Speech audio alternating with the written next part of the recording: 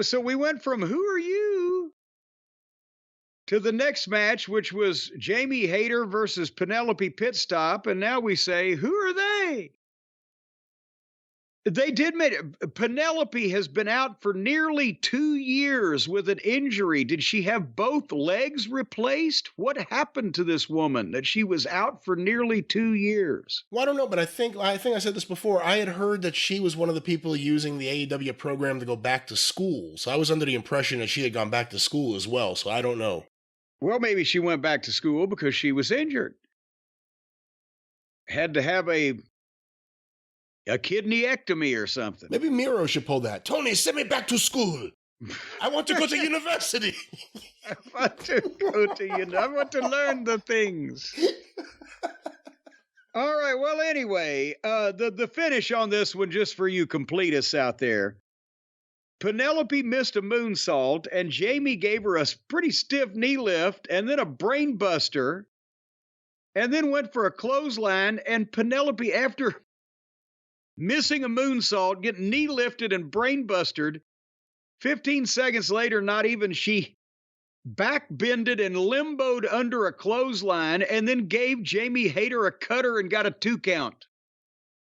So they have nobody producing their matches. Because there's no way they said to anybody, well, we're going to do that. And what? And then Penelope picked her up, and Jamie landed on her feet somehow and clotheslined her 1, 2, 3. So again, she could have beat her with the fucking brainbuster as the same goddamn fucking result. It eliminated 30 seconds of the match. The heel misses the moonsault and the babyface hits her goddamn finish. Instead, they did this back and forth. She missed her moonsault, and the babyface hit 2 finishes, and then the heel turned around and just came back on her and got a 2 count, and then turned around and got beat. What the fuck is going on here? You know, I watched this match. I actually thought Penelope Ford looked pretty good in there.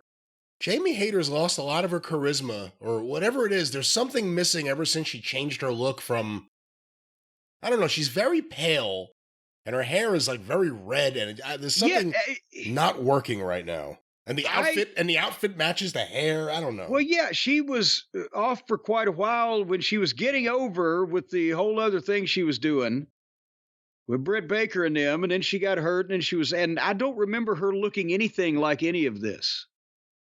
And again, I'm watching the match, and it was all right.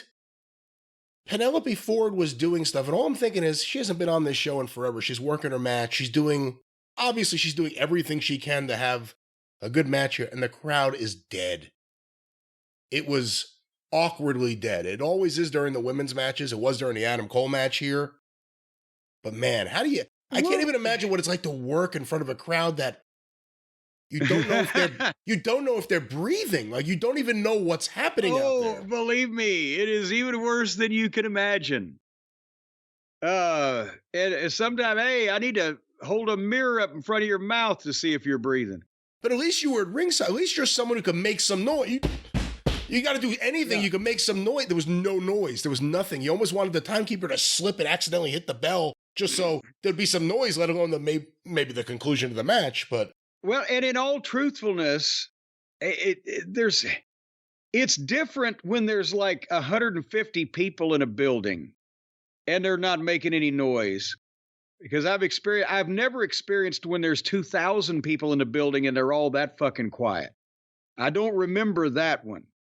And that's got to be even scarier. And how many people did they have in Manchester, New Hampshire? Were there 2,000 people in that building? Because that's another part of it. They see constant chaos. Multiple furniture breaking, people be run over with fucking cars, multiple no disqualification matches, everybody running in, interfering, beaten down all the time. And then there's 2 girls trying to have a regular match. As of the day of the show, according to WrestleTix, there were 2,416 tickets distributed. So they probably ended up with, again, we've said from the statistics that they're trying to compile based on investigations over with Thurston Howell III, etc., they usually get 10 or 15% of the crowd or of the tickets distributed don't show up or whatever. However, I'm trying to phrase that. Figure they had 2,200 maybe. So part of it is that they won't stop, and now it doesn't matter whether they stop or not. Now people will just be disappointed because there's no way to fucking do anything to anybody that hasn't been done. Well, plus again, there's a harsh reality a lot of people have to face about the popularity of women's wrestling. And if you really want to give it a fair shake, it should have its own show and be promoted and booked right. But just shoving women's matches at random into the wrestling shows helps nobody. Doesn't help the women get more over. It causes a bathroom break. We've heard from people at the shows. Some go quiet, some leave. They go do something else. And it's causing me to gain weight too, because to eat that much, so I have to go to the bathroom for that long. See, think about that. I was not thinking about that, but this is my show.